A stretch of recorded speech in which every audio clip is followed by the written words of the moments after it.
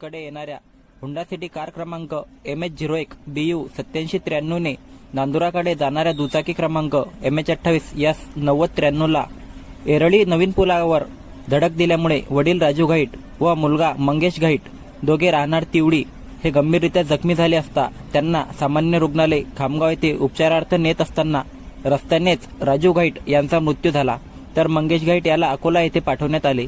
भरधाव वेगात असणाऱ्या कारचे टायर फुटल्यामुळे कार चालकाने नियंत्रण सुटले व कार विरुद्ध दिशेला येऊन डिवायडरला जोरात धडकून नांदुराकडे जाणाऱ्या दुचाकीला धडकली। मागील 3 दिवस आधी त्याच ठिकाणी बोलेरो पिकअपने जावेद खान चांद खान राहणार नांदुरा या दुचाकी स्वारास धडक दिल्यामुळे जागीच मृत्यू झाला। जळगाव जामोद प्रतिनिधी।